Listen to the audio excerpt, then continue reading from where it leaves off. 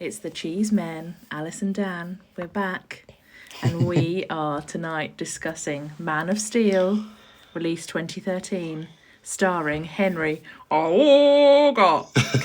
Yep, it's the 85th anniversary of Superman. We've just had the announcement of the new Superman, David Sweat. And Rachel Brosnahan. It will be Lois Lane. Epically pronounceable names. Yeah, and I'd like to say that that's the reason that we've chosen to discuss Superman. But it's not. It's really because we're watching Enola Holmes the other night, and I was thinking how brilliant Cavill is. And we really have been lucky with this modern era of the last 15 years of Sherlock Holmes with Robert Downey Jr. and Benedict Cumberbatch, and now we've got Henry Cavill alongside Millie Bobby Brown. Hi everyone, for the record, can I just say that Dan is editing out the fact that he said Millie Bobby Brown?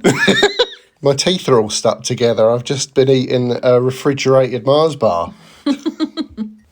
So Man of Steel was written by David S. Goyer, who does a lot of the superhero scripts, including the Dark Knight series, which really paved the way for Man of Steel. The story was written with the film's producer, Christopher Nolan. And at the time, I sort of felt like Man of Steel was riding the coattails of the Dark Knight series rather than being the beginning of a new DC universe, which we didn't really know at that time. They are sort of tonally similar. There's that sort of washed out palette, a bit of non-linear storytelling. There's a soulful Zimmer score, and of course the trademark Christopher Nolan font. And what is the font? It's Helvetica Near Black. It's I like it. He uses it on Dunkirk and he uses it on Oppenheimer. He uses it on all the Dark Knight films. Zack Snyder directed Man of Steel, but it's not obviously a Zack Snyder film. There's no slow-mo. There's much less green screen than he would usually use. There's no heavy filter, no fetishized sex and violence. You've got very naturalistic shots and lighting like you would see in a Nolan film. It is unsubtle, action-packed, nihilistic, operatic spectacle, which you would expect from Snyder.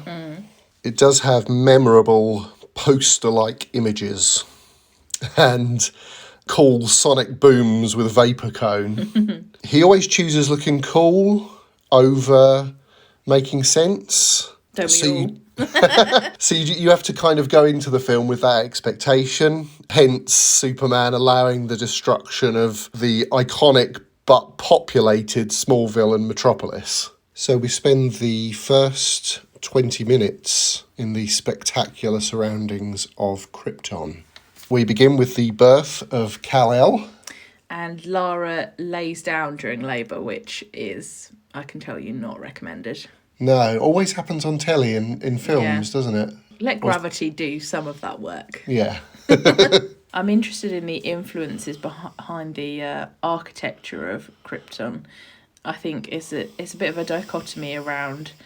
They've got a lot of kind of Art Nouveau influences, like the shaping of the buildings and the windows, the curves, quite organic shapes. And some of it's quite Geiger-esque as well. But all of their babies in pods and all of that kind of stuff, it's not natural. So there's a bit of a Matrix babies. There. Yeah. I think the choice of organic shapes is to differentiate them from Earth, where all our structures are mostly very blocky. Yeah, that's true. Contrast it with the city later on in the film. Exactly, with Metropolis, yeah. A lot of people walking around in very ceremonial garb. I suppose we do mostly meet council members, and they do look like Time Lords, don't they? Yeah. And when Jor-El, played by Russell Crowe, comes in to see the council and says, oh, everyone here's already dead, it does make me wonder, like, why is he giving up immediately on those people that are still alive on Krypton? I feel like they maybe don't have the resources to get off-world. Yeah, I think they say something like that, don't they? I think it's implied anyway, yeah. It's too soon.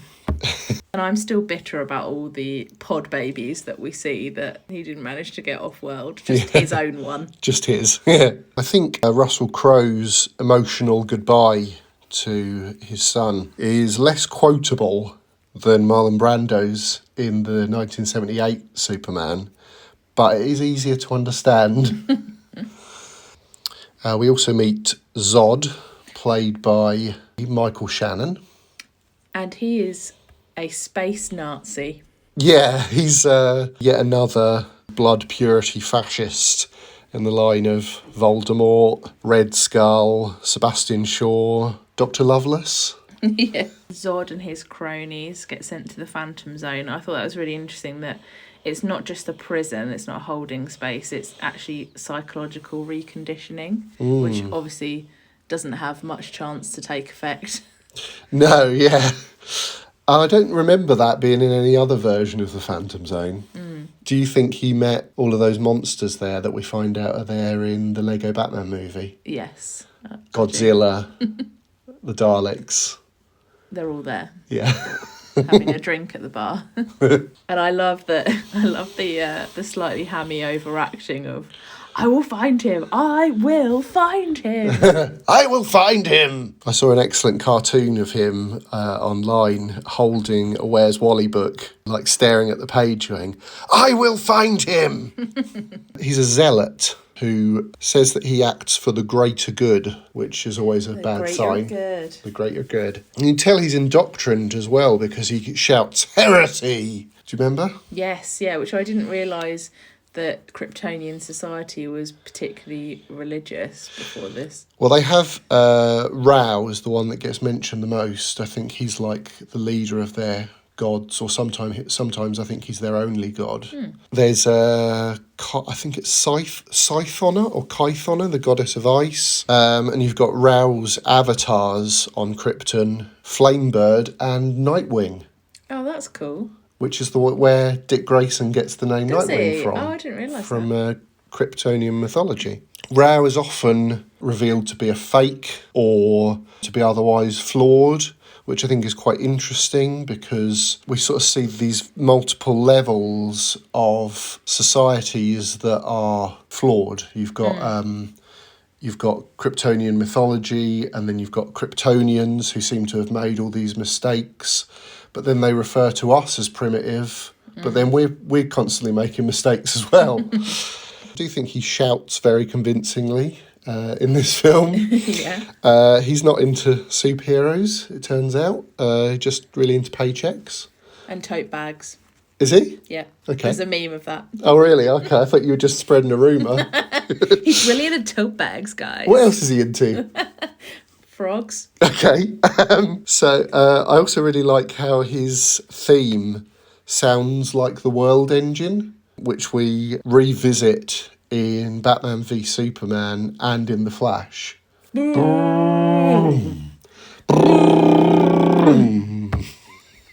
Let's talk about Clark's other dad, Jonathan Kent, who in this film wants Clark to let a busload of children die. Yeah.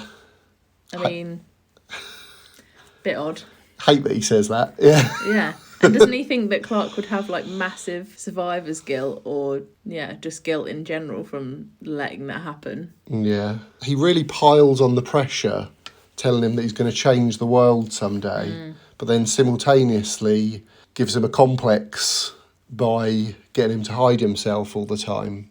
I do really like that they keep in the "you are my son" line, which is straight from the comics. And then in the tornado scene, Jonathan, instead of sending his superpowered son to go and get the family dog, which he could have easily done, obviously showing himself, but whatever, decides that he's just going to let himself die by going out to get that pet. Or maybe neither of them could have got the dog. Yeah, then not a popular opinion. But... They've nearly got to the bridge. He could have carried on running, holding the child that he's carrying. Yeah. And Clark could have gone back and got the dog. He wouldn't even have needed to use his speed. He could have just used his sort of density to stay Pure closer to the willpower. ground. Yeah. And also, to be honest, it's a horrible, massive tornado.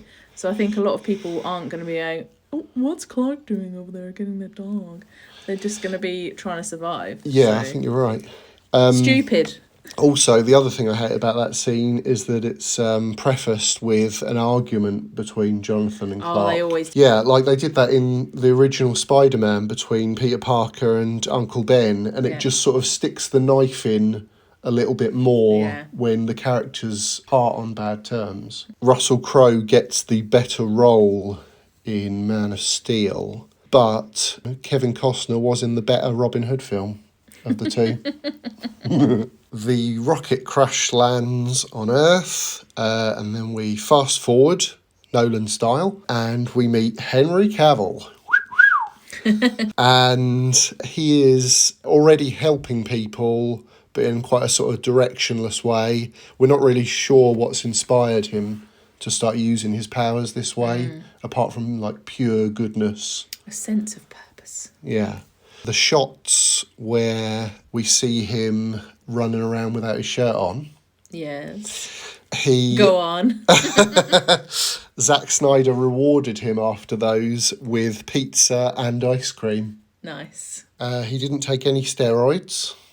Which is kind of unbelievable, but it's extraordinary, isn't it? And speaking of how muscular he is, I always wonder why that guy in the bar decides to start on this giant that works there. This obviously chiseled man. Yeah. He does take revenge on that guy once he gets outside, which I think kind of shows that this is a new kind of Superman. I think Cavill is really good casting. I think he's got the right he's got the right nobility and kindness about him. Yeah. He actually auditioned for Superman Returns, I think it was 2006, one that Brandon Routh starred in. And so did Amy Adams. Oh, that's interesting. But both of them lost out that time and then got it for Man of Steel. He also looks quite a lot like Christopher Reeve, which is handy. Yeah. Faora, who is Zod's lieutenant, was first offered to Gal Gadot, who obviously later went on to become Wonder Woman. When we first meet Lois Lane, she's told that the ice fields get to -40 at night and goes out in them anyway. My question is, would her face have fallen off?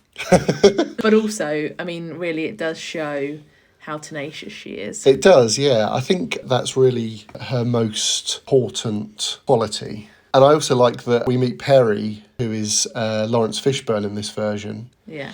And that he is as grumpy and paternal as he is in the comics. I'm really interested in the societal fallout or impact of seeing a real UFO, what that would be, like learning that we're not alone, as the crowds do when General Zod has his broadcast. Yeah. Well, it's kind of an alien invasion film as well as a superhero film, and you get these amazing juxtapositions of alien and human. So you've got the ship landing on the Kent farm, you've got the brute throwing a van at a helicopter, and then obviously the world engine looming at the end. And it's quite terrifying in a sort of Independence Day style, isn't it? And we get to see some of the panic amongst the military, at least, don't we? Yeah, a little bit of it, but I think it's always something that's interesting to explore. Yeah. So after Zod announces himself to the world, Clark, rather than go and visiting his space dad, goes to a priest for advice. Interesting. There's a lot of like Christ-like imagery or allusions in the film, and that are, again, as you said earlier, like not very subtle.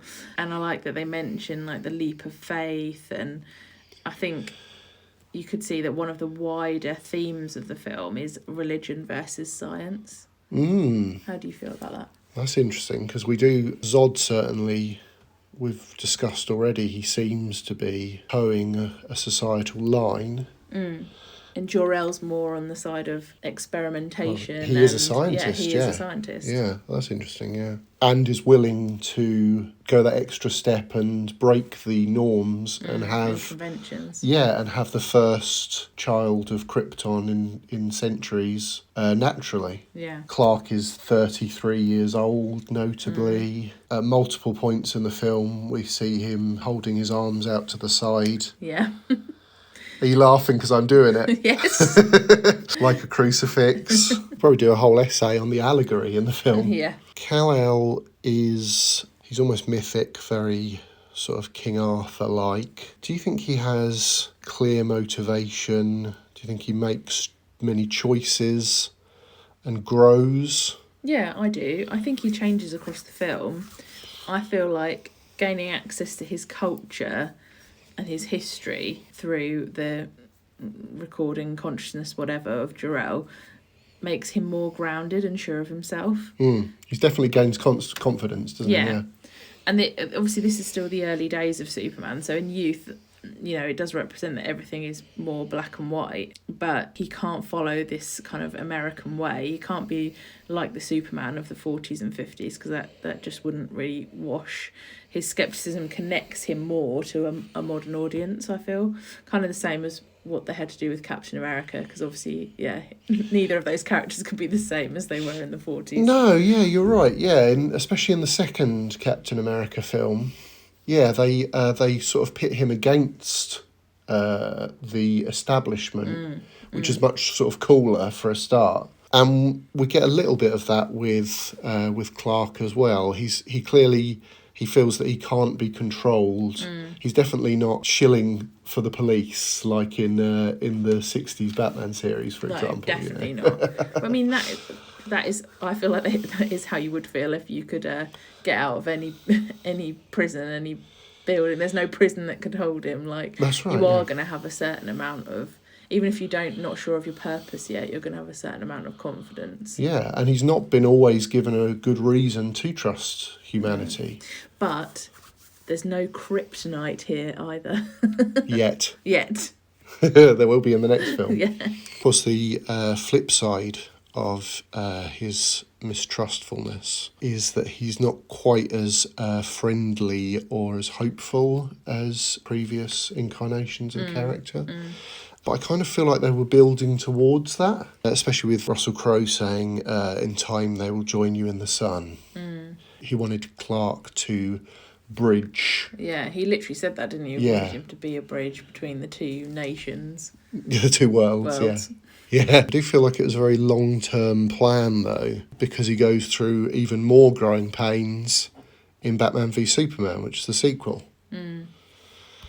Most controversially, of course, he breaks Zod's neck. He had to. Spoiler alert. Apparently. Because that family couldn't have just walked the other way. Yeah. Round the column. Yeah, exactly, yeah. Or why didn't he just put his hands in front of his eyes? Yeah, exactly. Or, I mean, bit grim, poke his eyes out. Yeah, that would have worked. Christopher Nolan said he didn't want that neck breaking in there. And Goya said that it showed how inexperienced this version of Superman is. Oh, that's really interesting, yeah. That he couldn't think of any other way other than just to kill him. Yeah. Superman is a lot more aggressive in his very earliest comics, and he does kill people. Does he? Yeah, but I think to use that defence is as bad as when people say, oh, Batman carries a gun in some of his earliest appearances, I suppose as an audience overall, it is a struggle for us to imagine how you're supposed to stop this almost indestructible being. He hasn't got kryptonite. He can't send him to the Phantom Zone.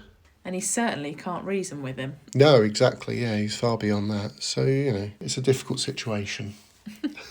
It's like the trolley problem. Yeah, it is. I mean, for all its flaws, I really liked watching it again. Yeah, it's got a lot of heart. Yeah, especially with Lois and Martha. Yeah. And it looks great, the way that he moves, the way the technology has come on, and he does throw a fellow Kryptonian into a train that explodes. That's all for this episode. I hope you've enjoyed it. Up, up and away. Bye. Bye.